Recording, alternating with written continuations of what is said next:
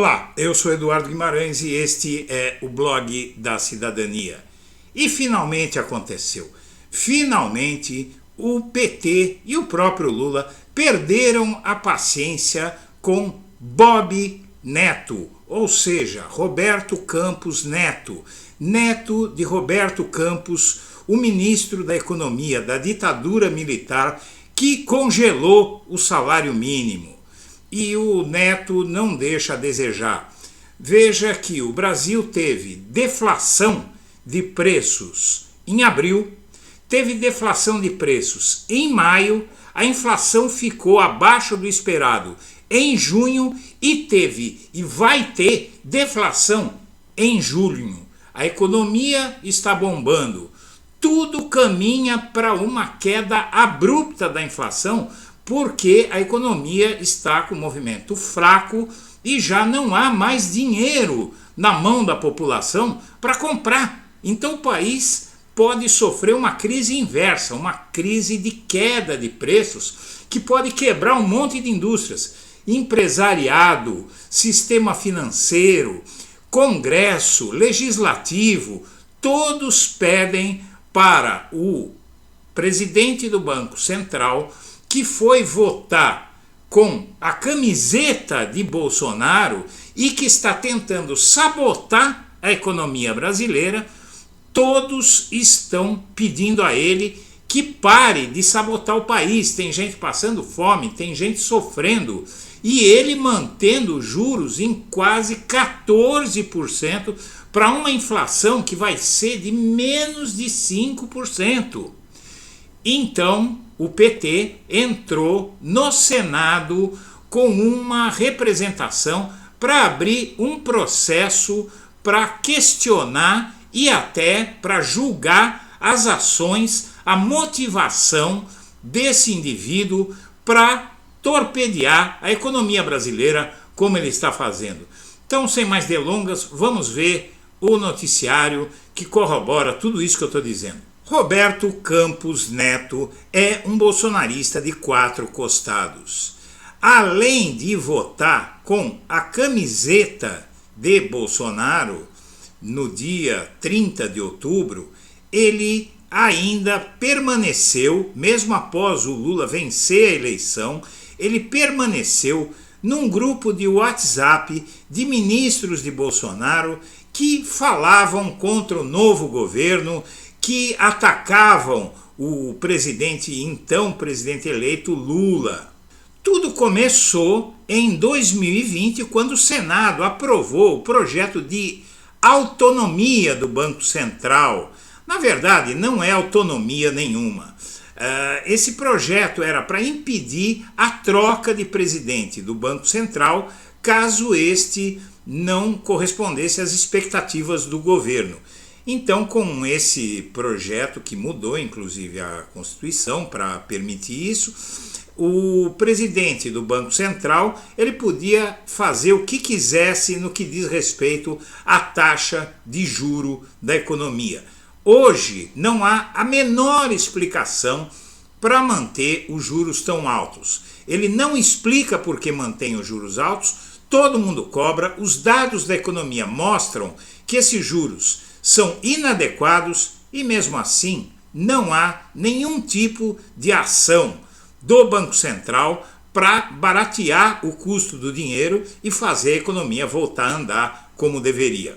Note-se que o IGPM teve deflação em maio e teve deflação em abril.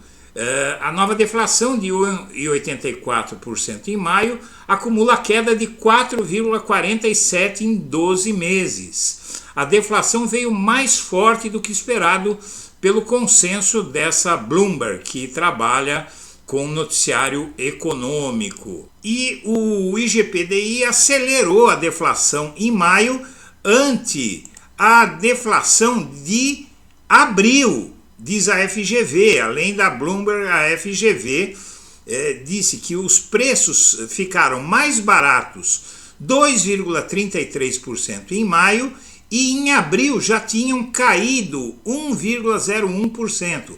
E quando se aumenta os juros, é para conter a inflação. Agora, se a inflação está diminuindo, se os preços estão baixando, por que manter juro alto?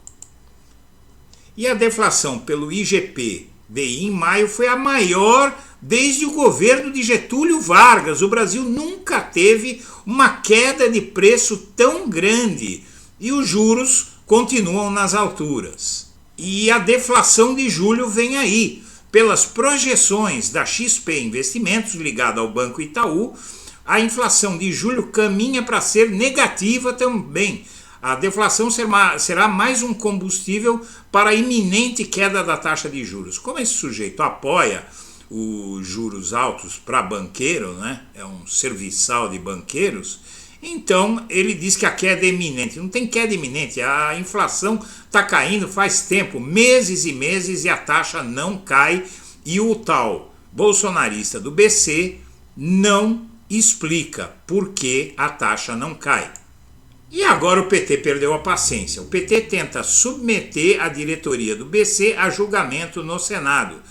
Com discreto aval de Lula, o partido lidera pedido de investigação contra o Banco Central sob a alegação de desvio de finalidade na política monetária. Basicamente é isso. As chances desse pedido prosperar no Senado não são tão pequenas quanto esta matéria da antipetista Veja tenta aparecer. Eu não vou gastar seu tempo com essa matéria tendenciosa que diz que não tem possibilidade, que o PT tenta controlar a economia, etc, etc. Mas a notícia que importa é essa. O PT está entrando no Senado com esse pedido, com discreto aval de Lula, segundo a revista, avança em manobras no Congresso com o objetivo de submeter a diretoria do Banco Central a julgamento político. Um pedido de investigação contra o Banco Central sob a alegação de desvio de finalidade na condução da política monetária foi apresentado ao presidente do Senado, Rodrigo Pacheco, no início desta semana. E aí a revista diz que é absurdo, tal, mas aqui você tem uma análise jurídica no site Consultor Jurídico de Hélida Graziano Pinto, que fala sobre omissões normativas sobre conceitos sensíveis que tem propiciado que seja alargada de forma indevida a discricionariedade do Banco Central, ou seja, o excesso de juros, o excesso de rigor do Banco Central. Agir para além das estritas balizas do ordenamento jurídico tende a se revelar uma conduta temerária na medida em que os atos dos dirigentes da autarquia podem vir a ser impugnados por eventual desvio de finalidade, inconsistência dos motivos que determinaram seu agir. Essa explicação jurídica feita por essa especialista Hélida Graziani Pinto, procuradora do Ministério Público de Contas de São Paulo. Basicamente, esse artigo é muito técnico, mas ele diz, você vê que é um artigo enorme, ele fundamenta essa tese sobre o desvio de finalidade das ações de Roberto Campos Neto. E por fim, você veja, esse sujeito que foi votar em São Paulo no segundo turno da eleição com a camiseta amarela da seleção brasileira em apoio a Bolsonaro, está sabotando o país. Na época, veja essa matéria aqui de 30 de outubro, dia do segundo turno, ano passado, que diz: presidente do Banco Central, Roberto Campos Neto, entrou rapidamente em um colégio na zona sul de São Paulo e já votou. Ele conversou com a reportagem que fez essa matéria, e a exemplo do que ocorreu no primeiro turno, Campos Neto estava trajando a camisa amarela da seleção brasileira. E Campos Neto só dava informações técnicas no grupo do WhatsApp. Ele se defende, num grupo de WhatsApp de que ele participava depois da eleição do Lula com outros ministros do Bolsonaro e o próprio Bolsonaro. E ninguém sabia o que se passava naquele grupo. O presidente do Banco Central afirmou que sua participação em grupos de WhatsApp de ministros de Bolsonaro, mesmo depois da posse de Lula, se limitava a dar informações técnicas de conjuntura para os demais integrantes. Para que ele ia dar informações técnicas para gente que já não estava mais no poder, né? Então, realmente, ninguém cai nessa. E por fim, enquanto tudo isso acontece, uma pesquisa do cartão Cielo mostra que, apesar da sabotagem, a economia brasileira está crescendo e em junho o varejo cresceu 1,8%. Agora, pelo visto, chegou a hora de aposentar esse sujeito de uma vez por todas e a ação do Senado não só pode prosperar para processar o Roberto Campos Neto, como pode permitir que ele seja trocado antes de 2024, porque no fim de 2024, quando ele puder ser trocado, metade do mandato do Lula já vai ter ido embora. Senhoras e senhores, nós agradecemos a atenção e deixamos nosso melhor abraço para todo mundo.